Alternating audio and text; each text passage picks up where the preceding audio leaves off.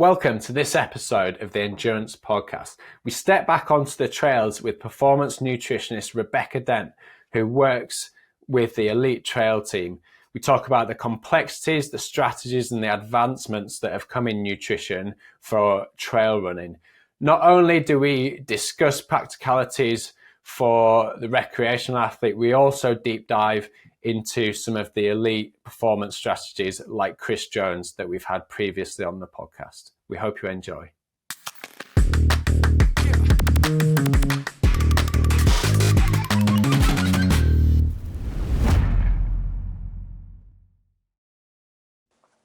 Welcome to another episode of the Endurance Podcast. I'm your host, Alex Rhodes, and as always, my glamorous assistant, Dr. Tim Podloga. How are we, Tim? Alex, I'm doing well. Thanks. You? Yeah, good. And we've got a fantastic episode coming up here, and we're getting a bit more into my kind of terrain where it's a bit muddy, it's a bit rough. We get off the roads, and we're going to talk about trail running. But first, I just want to ask you, because you're a pretty keen cyclist at the minute, but your background is also rowing. How's your running? Let's not talk about this topic.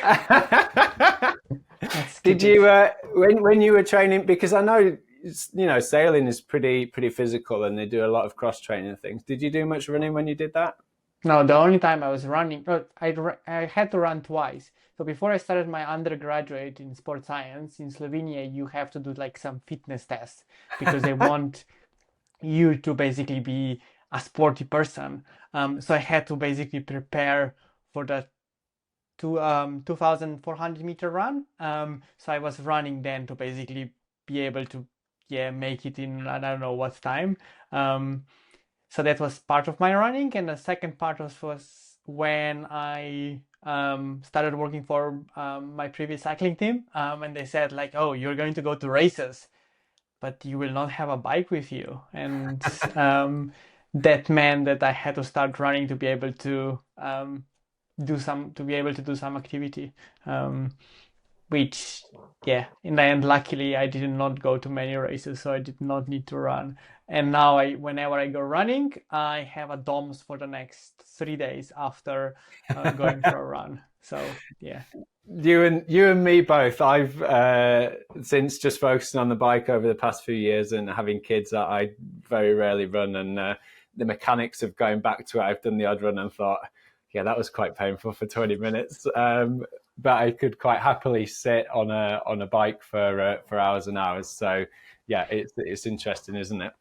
Well, our guest today totally lives in the world of running and particularly ultra endurance type sports. And she's a dietitian and performance nutritionist for the elite trail team, which, if the listeners out there remember back to the March episode, we had Kris Jones on there, who a fascinating insight into the world of trail running. But not only that side of things, he's come from the road and some of the track and how he changed his training going into there. So if you've not listened to that, head back and listen to that after you've listened to this episode. But yes, she works for the elite trail team. She's worked for Scotland Institute of Sport and has worked with many Olympic athletes across the years. I shall let her give a little bit more details about herself, so I won't wait to introduce her. But I'd like to welcome on the podcast today, Rebecca Dent. Welcome. Thank you. Yeah, thanks for having me. And I'm really looking forward to the conversation we're going to be having today. So do you want me to give me a bit more background about myself? Pleasure. Yeah. If you could just tell us, how you got into the field of work that you do. Are you a runner yourself? How does your world work? Yeah, so I've been a dietitian for a long time, over 20 years, and then kind of always wanted to work in sport. So as you highlighted, my first kind of real performance nutrition job was in the Scottish Institute of Sport, where I supported really primarily winter athletes towards the Winter Olympics in 2010. And then I kind of left the world of elite sport there and set up on myself because I loved outdoor ultra endurance sports. So from there, really over the last 10 years, I've kind of specialized in supporting ultra endurance and also mountain sport athletes. I'm based in the Chamonix Valley. I love being outdoors. I do run I trail run, and I also during the winter go ski touring and mountaineering. So yeah, kind of all round just love of sports and outdoors. But primarily, you know, my passion is in ultra endurance and running. Yeah, I mean, it is a fascinating world, and I've spent a lot of time in the off-road side of endurance sport, and I think it presents yourself not only working with athletes, but as an athlete yourself, there's a whole host of different challenges and terrains and things that we have to think about rather than it just being this very calculated time trial. And yes, there still will be calculations to it, but it's exciting that, you know, there's ups, there's downs, there's whatever's going on underfoot.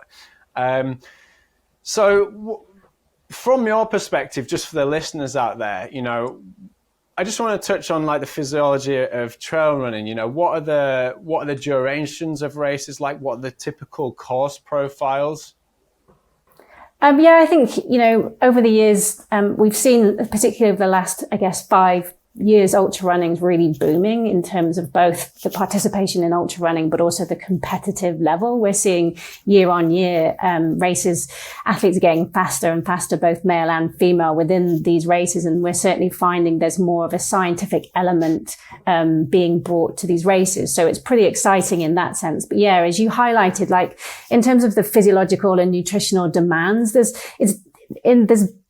a lot more challenges in terms of the ultra running because of there isn't really a standardized course. You can have a 100-mile race that's kind of 5,000 meters of ascent, or you could have a 100-mile race that's 10,000 meters of ascent, you know, and one of the races could be more kind of, runnable, as you say. So like, it could be dirt track, it could be road, it could be just nice undulating trail, or you could have a mountainous ultra that's kind of, you know, like you said, boggy, like plenty of roots underfoot, rocky, steep, technical terrain. So again, the physiological demands of both those races are different, both in terms of, you know, the pacing strategy, the duration that it will take, you know, and there's 30-mile races, 40-mile races, 50-mile races. So again, all just varying in terms of course profile and what's underfoot and, the ascent.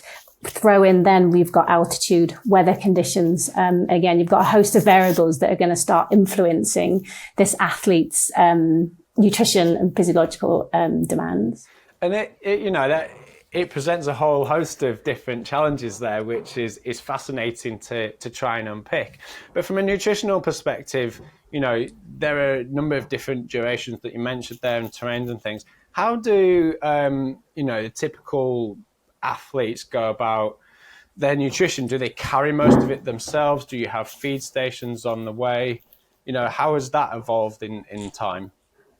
I mean, primarily what's happening, the athletes, the runners are carrying their hourly carbohydrate fluid supply as they're running. There are usually aid stations, potentially drop bags where athletes can top up with their carbohydrate supply, fluid intake.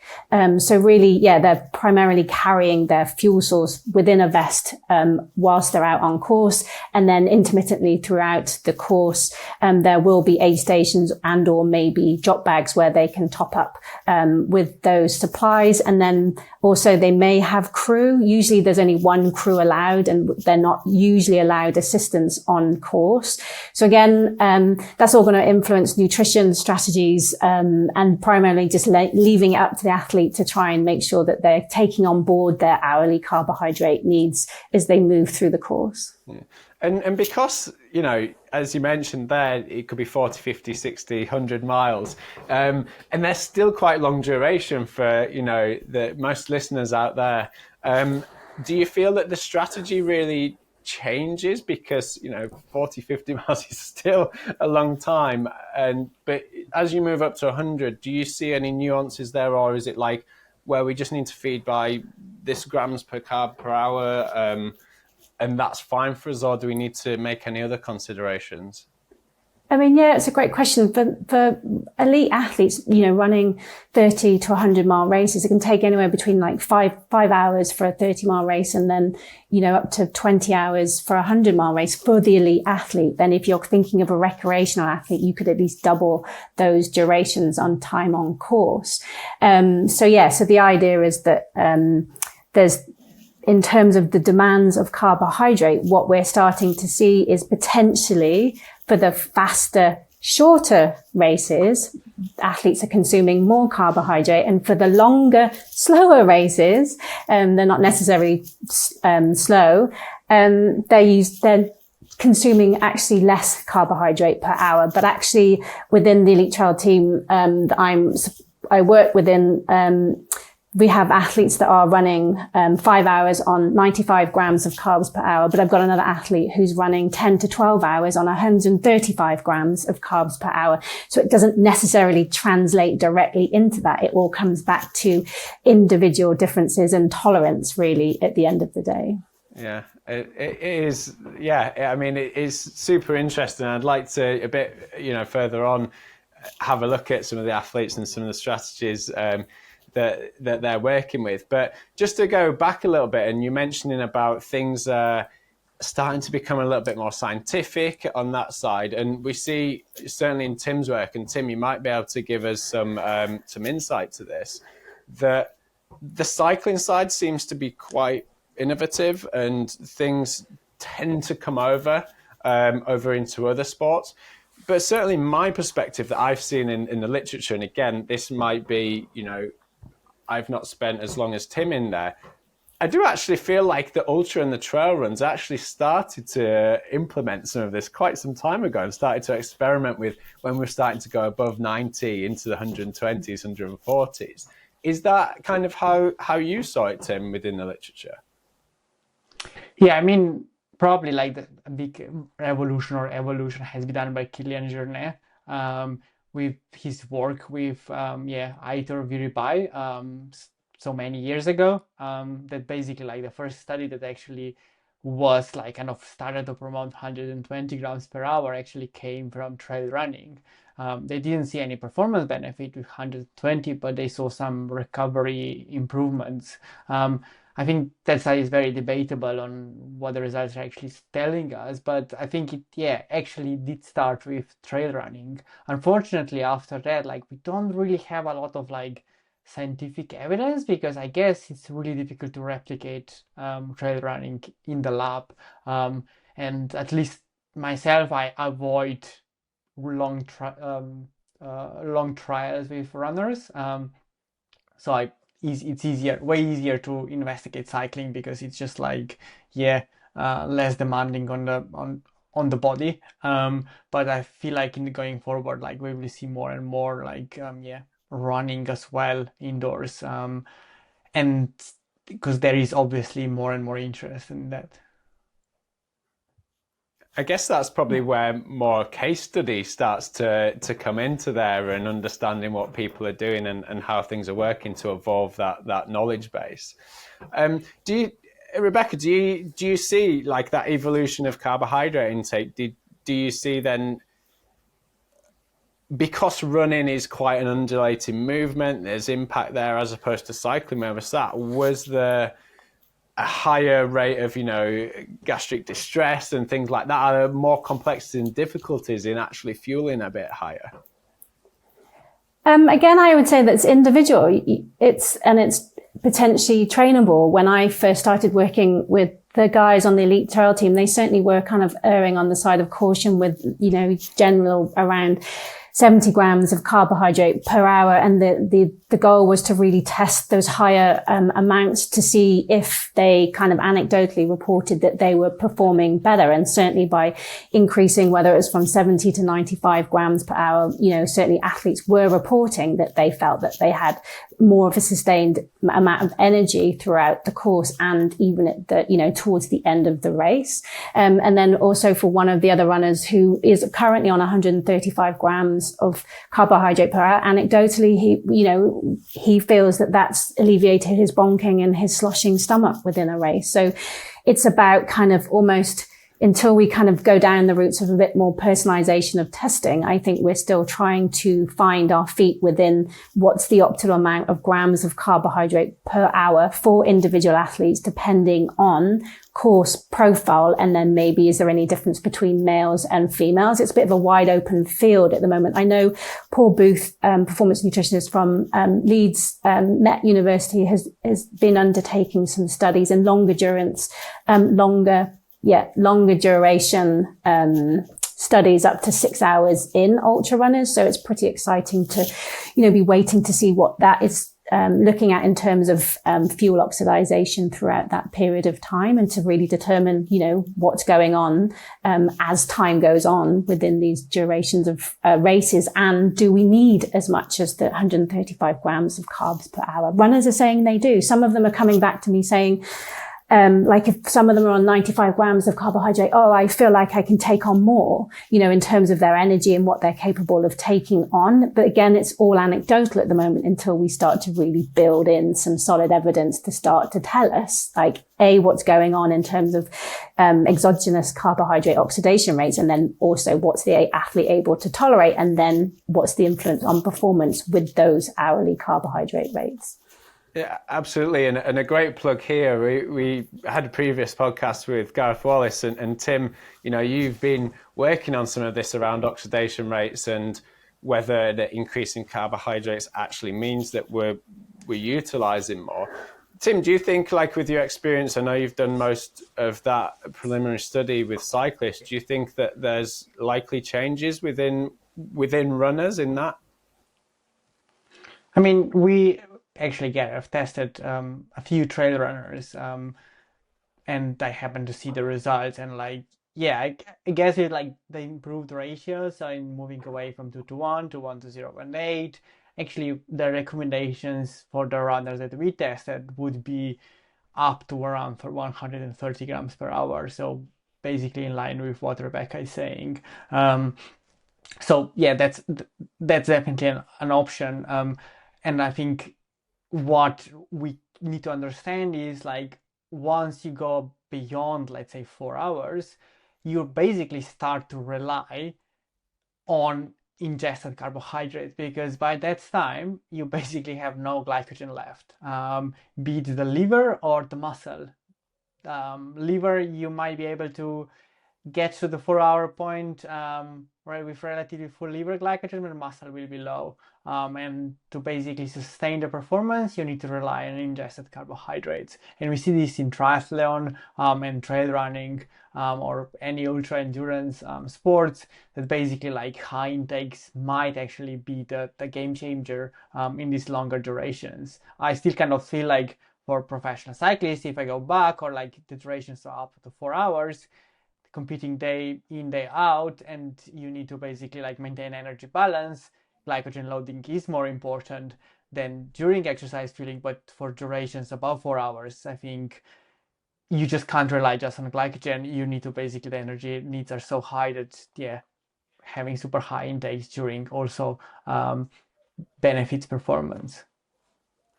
And with this evolution, a huge advantage to that is that products have changed. Products we're getting, much easier to digest, getting 90 grams in drinks. We're getting bigger quantity gels. Like when I first started in endurance sport, I remember, like 20 grams of carbs in a gel. And, if you're meeting today's standards, you've got about, 50 gels in your back pocket to try and meet it. But things have certainly evolved to be able to support that. Now, when it comes to the trail side that you work in, Rebecca, do you think that has helped promote that higher carbohydrate intake? And what do you see any difference for like the super long races as opposed to a 40-50 where gels and fluid might be easier to digest, more palatable? Do you find people are then going up to the 80, 90, 100 miles? They need either some solids. Do you supplement with a little bit of protein, or, how does that change? Yeah, remarkably, at the moment, we're seeing that it doesn't necessarily change that much for the elite runners. So we're seeing athletes, again, like Kris Jones running the OCC for 5 hours on primarily sports drinks and gels at, obviously use the endurance and the benefit of the development of gels more recently is, as you say, Alex, they contain, high amounts of carbohydrate for a similar volume. So it just means the runners just carry less. They don't have, 14 gels to carry. They might have like 10 or 8, So again, the weight benefit of that is obviously helpful for the runners. But we're seeing kind of primarily the elite runners, men, women, for durations between 5 hours, 20 odd hours, up to 100 miles, single day ultra races. We're seeing primarily that's consumed between aid stations is sports drinks and gels. And then at aid stations, then the elite athletes are tending to have real food options because they might be feeling hungry. They might just want something in their stomach. They might want a change in flavor or texture,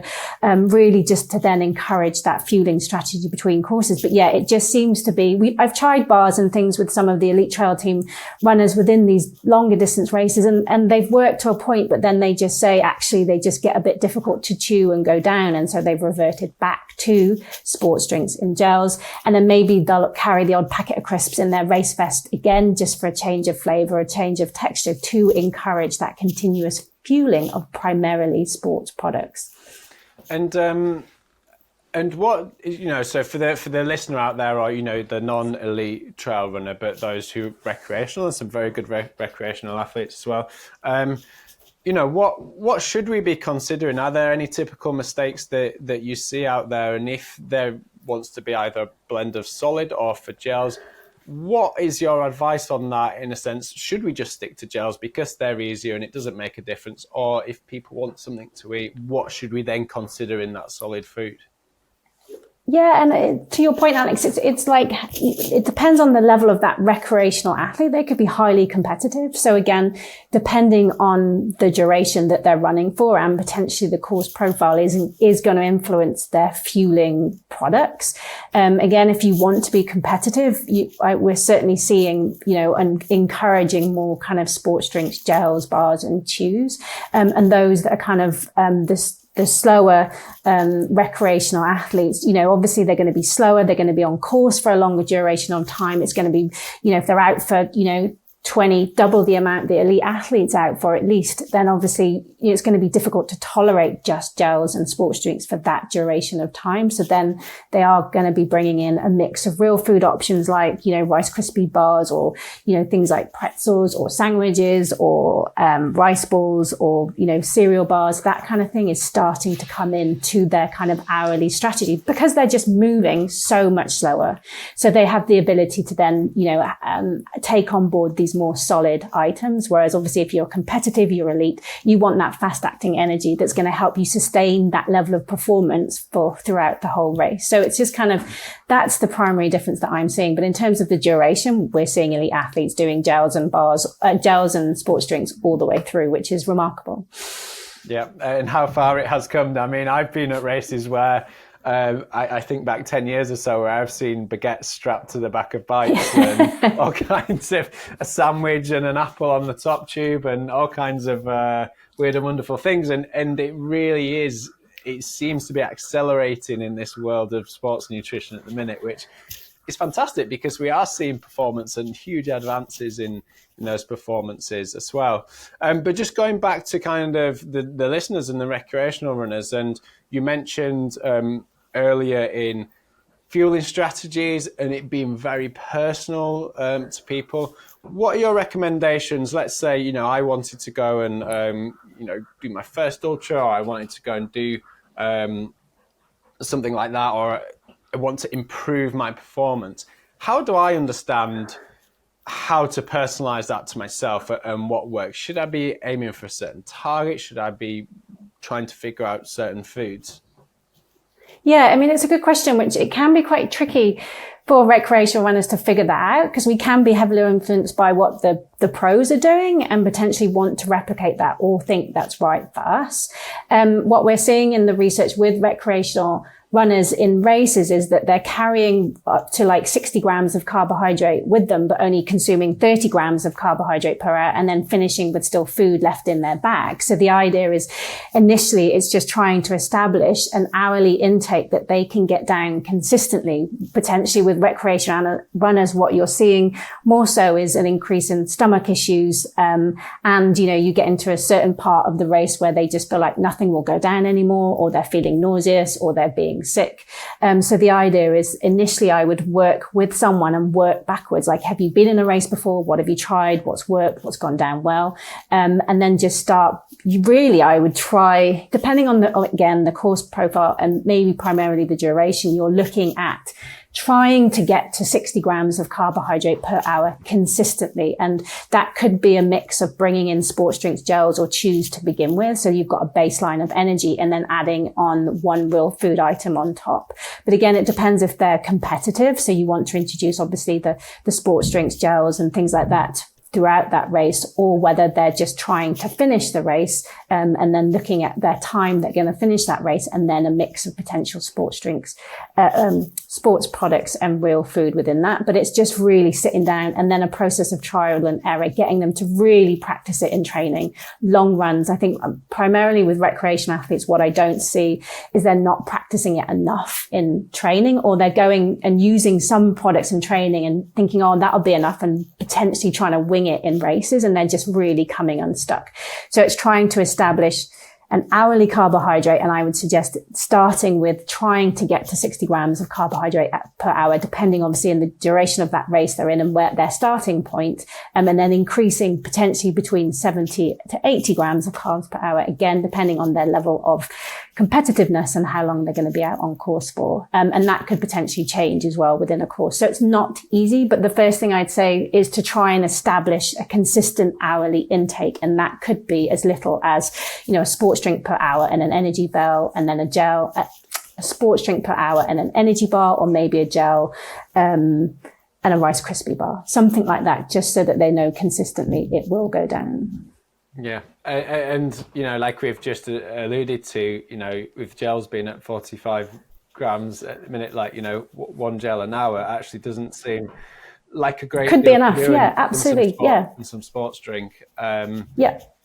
So and with trialing that, obviously the elite athletes that you work with, like, you know, we are up above 90, we're up to, you know, 130, as you mentioned, some of those. What kind of periods prior to their main event do you then start getting them to go, right, we need to make sure we can tolerate this? Because obviously we're not going to be doing that every day in every training session leading up. So again, that bounces back to the recreational side. How long before do we generally recommend that we need to just start getting used to it? We've seen in the research, Tim can correct me if I'm wrong, that, you know, within 2 weeks you can adapt to an increased amount of carbohydrate, so improving your tolerance to carbohydrate. But if I was working in terms of taking on board greater amounts in training and then in a race, in terms of grams per hour, but if I was working with an athlete, I'd say, give me 8 weeks. We need at least 8 weeks heading into a race to be able to practice not only the carbohydrate intake per hour, but really to determine and drill down what actually are the specific fueling sources you're going to need, and then have enough opportunity in primarily long runs to practice that fueling strategy. And then often I will use some higher intensity training sessions or weekday shorter training sessions to again keep practicing that carbohydrate intake, both maybe at higher intensities, but also if we don't have 8 weeks, then trying to just use that window of opportunity to carbohydrate gut train. And have we seen anything, Tim, within that literature that there is a bit more of a defined loading period or a tolerance period? I mean, I guess it's very subjective as well in that measure. It's like, yeah, I feel okay, or I don't. Yeah, you'll never know what it's going to be like until you get into a race, because you won't ever run for 10 hours in a training run, or potentially 5 hours in a training run. Yeah, equally, like, you can't really do that in the lab. So I don't really believe we don't really have a good kind of evidence base in this field. Like, it's more anecdotal evidence. And I would, like, from my own work with athletes, I would say, like, yeah, 2 weeks, you can do a lot, but to basically nail things down, you need quite a bit more time, because like you want to practice in the heat, you want to practice in different environmental conditions, you want to practice in different race profiles, you want to experiment to improve what you think is optimal. So you need to basically nail down the product. So that probably takes like, at least 8 weeks. So like you want to have that time to basically nail down the strategy. Once you're like then kind of used to the things, then you can like improve for the next race quite easily, but you need to keep practicing, having at least one session probably a week when the intake is pretty high, to basically get the body reminded of how it is when the gut is full of carbohydrates and you're still running or like exercising at a high intensity. I know that the trail runners on the team, on the elite trail team, for all of their long runs, they continue to use, their race carbohydrate intake, whether it's 135, whether it's 95, whether it's 110 in their long runs. They just like to keep consuming that amount, as you say, Tim, so that they can stay basically on top of it and manage, and stay and have their confidence that they tolerate it. And even if some of them are dropping down for races, they'll still train with 110. And then maybe even if they're dropping down to 90, it gives them a window to adjust within that race if they feel like they need more in an hour. But also it just gives them confidence. Okay, I've tolerated 110. I can race, I can race and perform at 90. And just to finish off on this little bit before we move on to some more stuff about the team. What I was going to go on to common mistakes, but some of the things that I've certainly observed, and I'm sure you've experienced and seen out there in the running world, is this gels don't get on with me, or this doesn't get on with me whilst I'm running. And equally so, we've been over it many times on the podcast around what we have prior to races and that influence of fiber and fat, and how that can cause problems with digestion whilst we're running. Where do your athletes sit, and the people that you've worked at, in terms of that preparation and making sure that they can tolerate on race days? That might be the day before, the breakfast of. Yeah, I mean, it's a great question in terms of, because within an ultra distance race, stomach issues are, the prevalence is increased, they are at greater risk. So the idea is to try and eliminate as much risk as possible before they get to the start line. So obviously, as we've talked about, it's making sure you're really well practiced with your hourly carbohydrate intake. So you're to some degree confident that you can tolerate. And obviously through race experience, obviously that grows.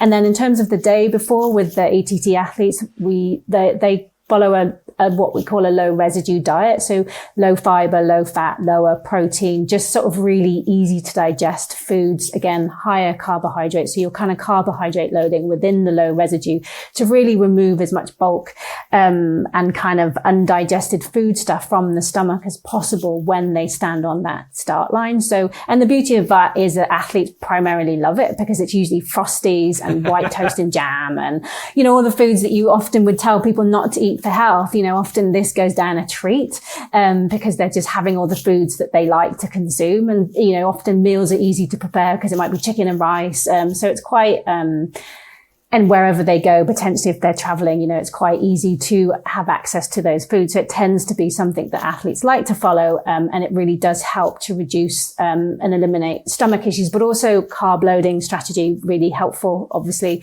in the day prior. And then, they feel lighter, because of the remove from the bulk. It can also help them to feel lighter. So potentially with an increase in carbohydrate load, you'll get that, gain in water weight from the storage of carbohydrate. But if they lose the bulk, from the gut, which can be around 1 kilo, they're standing on that start line feeling lighter, which is, an all round benefit. So that's the practice that we use within the team.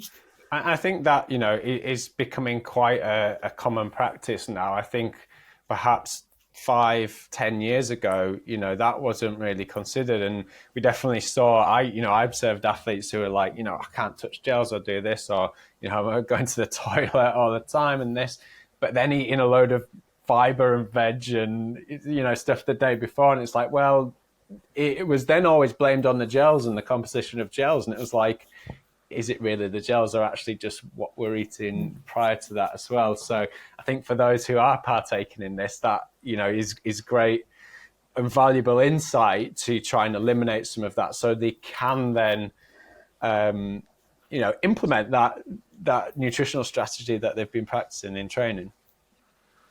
Yep. And just a point on the gels. I mean, I hear it often, you know, when I first start working with an athlete, oh, I really struggle with the gels and I can't get them go down. And I tend to challenge that a bit, because I think we often maybe try just one gel, or we don't actually, test it enough for it to go down, or we don't try different gels, or we just generally have this, oh, I don't like gels. Or actually I challenge athletes and just say it just needs to go down. We need to go beyond the like and the taste. Oh, it's delicious. It's just like, it just needs to go down and sit in the stomach without causing any stomach issues. We're not having a 5-course meal here. So it's trying to override that desire that, we do want the taste. We want it to taste, you know, have, whether it's a lemon flavor, or we want to have the taste pleasurable, or some prefer, you know, a neutral flavor. But actually, I think people sort of take a gel and be like, I don't like it. And I'm like, it just needs to go down. Like, and if it goes down and doesn't cause any stomach issues, keep going. This is great. Keep trialing and practicing. And potentially overriding that desire for us to want, it tastes delicious. Well, it just needs to go down. And that was, I mean, so as an athlete myself, and some of the longer stuff, that was a revelation when the kind of the neutral flavor came in, because it was like, it doesn't even need to taste of anything. It just goes in, and over the period, you know, taste fatigue doesn't then become a problem because it doesn't taste of anything. Which was a really nice change from some of the more stronger flavors. But then again, I know lots of athletes who like some more stronger flavors. Yeah, it's individual preference, you know, and I think, you know, most people can learn to tolerate gels. It's just finding one that you like and will go down. And the variety out there now is so vast, and potentially the right combination of and ratio of carbohydrate. Yeah, like if I may add here, like, when I first tried a gel, it was like just I visited a sports store, and I was probably a teenager. I told my mom I want to try a gel because athletes are having a gel, and I bought the gel and like stepped out of the store, sports store, and like put it in the mouth, and I hated it. Like, I'm never eating these gels. Like 10 years later, I'm eating gels, but I'm eating them during exercise, not outside exercise. And if I was probably going to open my cupboard now and try a gel, I would be like, wow, this is too sweet, doesn't taste nice. But then when you're on the bike, it just feels different. So you need to basically like try them during exercise rather than like on their own, because that's when they're supposed to be consumed anyway. I'm sure, Tim, I've seen you eating gels for breakfast before, have I not? No, not me. I have a triathlete that does that actually. So yeah. No, but we've obviously spoke about before, like early starts and things, and you know, starting fueling early. But I know you're very. I don't know what the word would be. I've seen you do some very early bike starts or training sessions in your time. So you know, it might well become breakfast. But no, yeah. It would always be Haribo. So. But you know, consistency and things have also changed as well, which really helps a lot of it.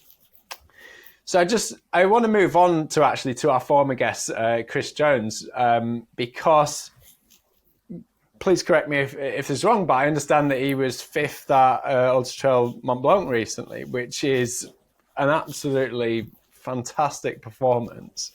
I just want to get some insights into some of the strategies around it, because I suppose if you can explain for the listeners out there who are not familiar with Ultra Trail Mont Blanc and why it's so prestigious, if you could give us an insight to that, and then what went into that nutrition planning and strategy around it. Yeah, just to kind of, so UTMB is a race primarily in itself, 161 kilometers around the Alps, kind of circumnavigating Mont Blanc with 10,000 meters of descent. But UTMB is also a race series, so people will then sign up to UTMB races. Yep. And then also UTMB week that happens here in Chamonix every year in the last week in August. So, and then within the UTMB week here in Chamonix, there's a series of kind of the most competitive races. So we have the OCC which is 61 kilometers, 3,500 meters of elevation. We have the CCC, which is 100 kilometers, 6,000 meters of elevation. And then we have the UTMB, which is 161 kilometers and 10,000 meters of elevation. There are other races happening, the TDS, the PTL, which are, again, phenomenal races within themselves. So I'm absolutely not discrediting people that take part in those. There's the MCC and there's now junior races. So year on year, they add more races, but those are the three most competitive races within that week for athletes, elite athletes on the world stage. So this UTMB week in Chamonix is kind of the culmination of the trail running season throughout the year, where many athletes really come to prove their performance in terms of this is a world stage race or race week. And so if you're podium within these races, then you are considered to be one of obviously the best in the world. So it's a fantastic week. So we have three races. So Kris Jones, both last year and this year, competed in the OCC. His finishing time this year, if I'm right in remembering, would have actually won him the OCC last year. What we're seeing within the UTMB week, the races, the OCC, the CCC, more so year on year, is they're getting more competitive. These athletes are racing, in the studies and show and previous kind of race tactics were that ultra runners would run an even pace throughout the whole race. What we're seeing now is athletes starting off fast and finishing fast. So in this year's OCC, I think Jim Walmsley did the last 5K in around 15 minutes. This is a phenomenal time. And, they're amazing, and there was, I think, around 20 seconds between first and second place. After 40 miles of running and 3,500 meters of event, we're having sprint finishes for these races, which are phenomenal. And then the women's CCC event, which is 6,000 meters, there was like 18 seconds between first and second place. The athletes are getting faster but more competitive. So they're getting really exciting races to watch. So Kris competed in the OCC again this year. He was, I think going into this year, we had an easier time and such with his race nutrition and hydration, because he'd already competed last year. And last year we'd spent quite a bit of time working on his hourly carbohydrate, dialing in his hydration. I think that's often what elite athletes or recreational athletes tend to drop focus on, is hourly hydration intake, which can have a big influence, as we know, on the absorption of carbohydrate, but also on gut issues, primarily related to that. So, and obviously general performance in a race. So again, last year we really dialed in on Kris's, hydration and nutrition strategy. And then this year it was almost coming back and doing the same. I know last year that Kris had felt that towards the end of the race, up towards the last climb to Flagere down into Chamonix, he felt like he could have done with one more gel. So this year we kind of encouraged him to make sure that he carried that extra gel. But again, this year, and due to, what can happen with ultras, more so mountain ultra races, is that course weather, last minute kind of changes and deterioration in weather can cause course changes. So this year led for more of an exciting race within the OCC, because we have the Worlds coming up at the end of this month. Some of the competitive athletes who had entered the UTMB, or I think at the CCC, had dropped to the OCC. So all of a sudden we've got an amazing race on our hand, because we have some amazing world-class runners who are now doing the OCC. And on top of that, they changed the course because it was going to be stormy weather up high, which made it a lot more runnable. So literally from Kodabarm, I'm trying to remember how far it is from home, the finish line, it was almost a downhill run all the way, really fast finish. So again, it just led for a really competitive race. And so Kris put out a phenomenal time. But unfortunately, Jim Walmsley came in. And so Kris was only 5 minutes behind the finisher. And like I said, there was between first and second place, there was 20 seconds. That's a bit of a long-winded answer, but it was just really, so for that, because of the change in course for Kris, it was longer duration and a faster race. So again, we just needed to make sure that he carried some extra gels with him to account for that. But also, strangely, it was kind of cooler, but more humid. Last year was really hot. So we'd really dialed in on Kris's hourly hydration. He's nearly up to like 1.2 liters per hour. And this year he was around 800 mils per hour, but actually it was humid. So I think, athletes were caught out slightly by the fact that it didn't seem to be as hot, but conditions were humid, which still then placed demands on their hydration. And you just mentioned there, like there were some adjustments in that. How much do you feel, because of this environment and the nature of off road, and I understand this time of year. I spent some time in the Alps, and the weather is very different in morning and afternoon, and high up and lower down. How much are you able to kind of control or have plan A, plan B prior to the race, or how much are the athletes a bit like, these are the options I have, and we're a bit autonomous to change whilst we're racing depending on the conditions? Personally, I don't like using plan A, plan B, plan C, because you need to know what's going to go wrong to have a plan A, plan B, and plan C. I think the idea is that the athletes become so well versed in their own fueling and hydration strategy. So understanding sweat rates at different times of year and different temperatures and different humidities, understanding hourly carbohydrate needs, and then how they can adjust that dependent on, energy demands of that race. I think then when they've got that really dialed and well practiced, then when something happens, they have a better ability to problem solve and adapt within the race. I know with the ultra runners within the team, they're all remarkable at problem solving within a race. They can just think on their feet and really make that adjustment whilst they're running. And that's primarily down to, I feel, as having that really well versed race nutrition strategy, and then being confident in it that potentially they're not going to experience any stomach issues. So then they can decrease carbohydrate or adjust fluid within a race. So having that ability to problem solve better for me is more useful than maybe a plan A, plan B, plan C, because we don't really know what's going to go wrong. Yeah, and so what do you then see from these type of races? What do you see as the biggest challenge? And that it might not necessarily be nutritional, but as a general overview of it, what do you find that challenges them the most?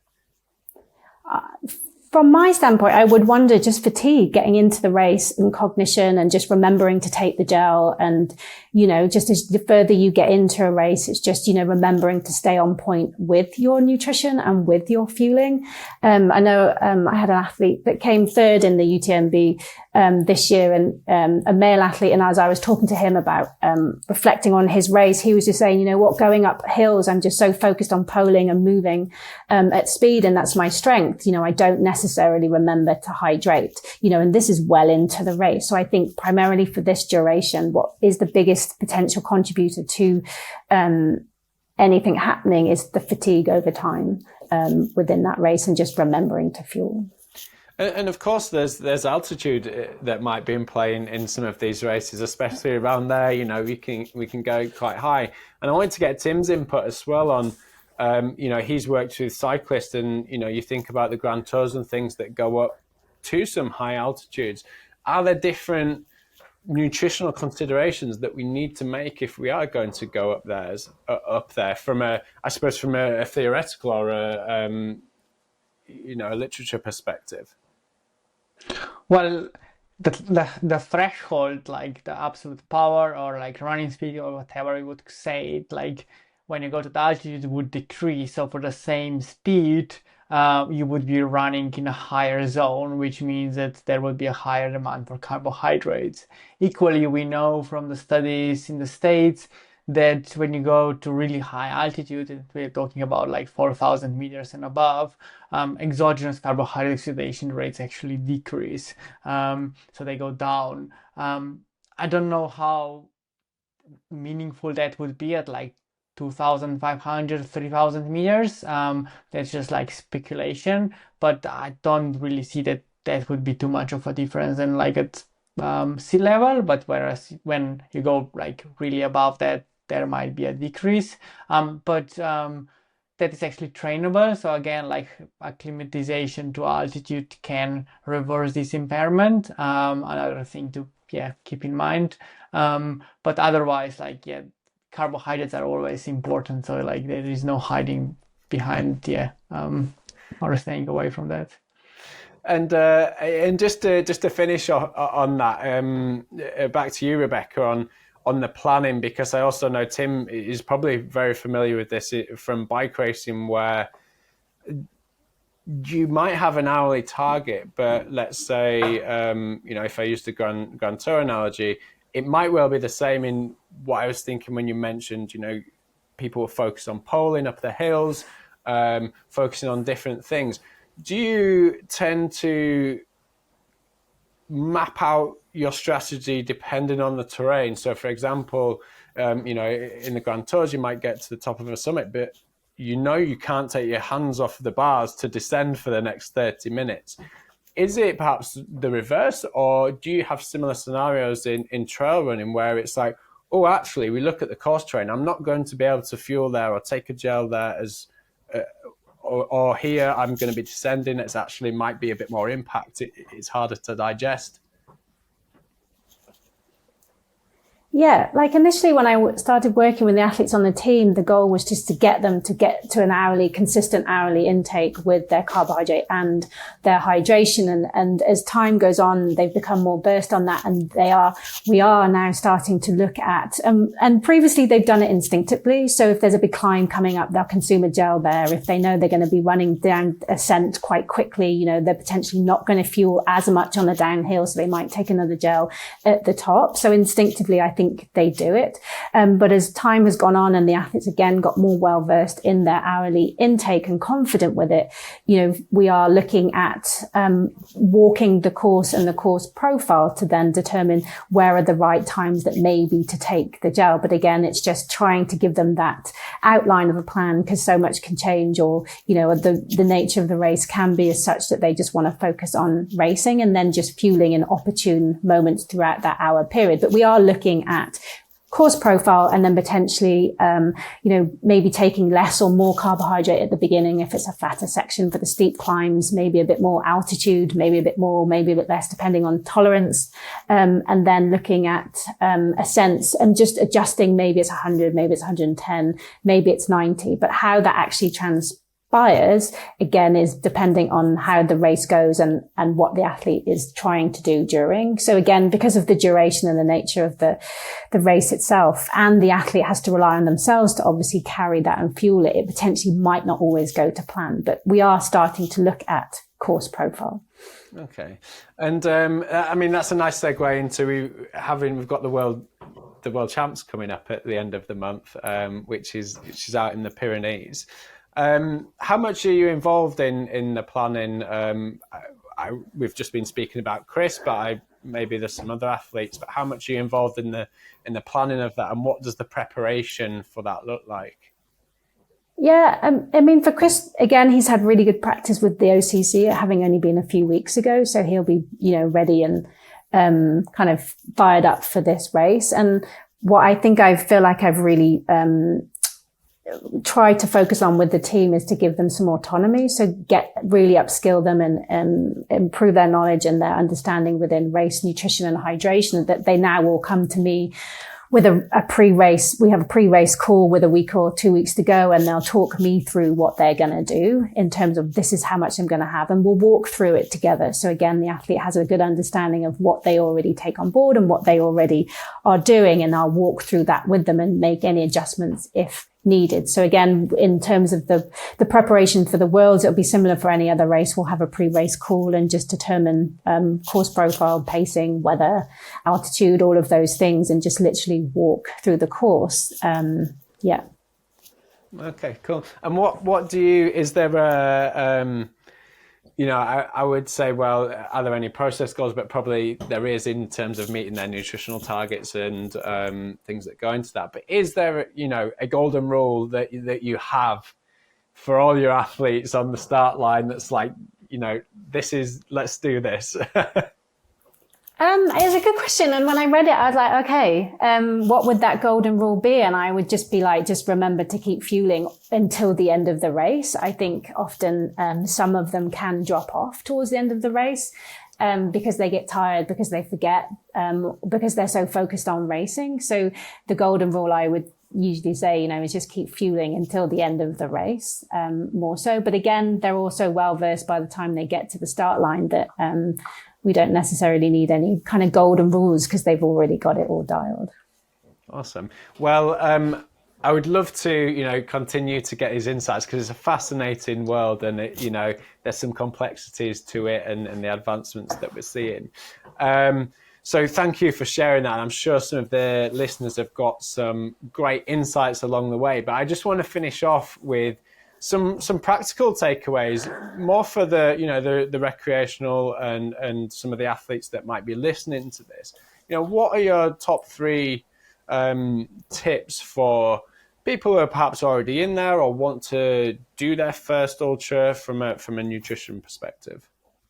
Yeah, I would kind of say try and make sure that you've got a well-planned and practiced race nutrition strategy. So that's hourly carbohydrate, hourly hydration. It's easy enough to determine your own sweat rates in and around training. And then, really work on that within your long runs. And often with a lot of runners, the biggest mistake I see is that they don't fuel weekday training, which obviously is compromising their ability to train well, but also, it can go a long way just to help them gut train carbohydrate and get them ingesting things like sports drinks and gels. So, have a well-planned and practiced race nutrition strategy, hourly carbohydrate, hourly hydration, and then fuel their training, would be the 2 biggest ones to really give everybody a head start, and just test different products and find what works. And it's a process of trial and error. But don't turn up to a race just with a grab and go and thinking, I just did this in my long run and I felt okay. And I'm like, okay, we need to work a bit harder. It's a bit onerous.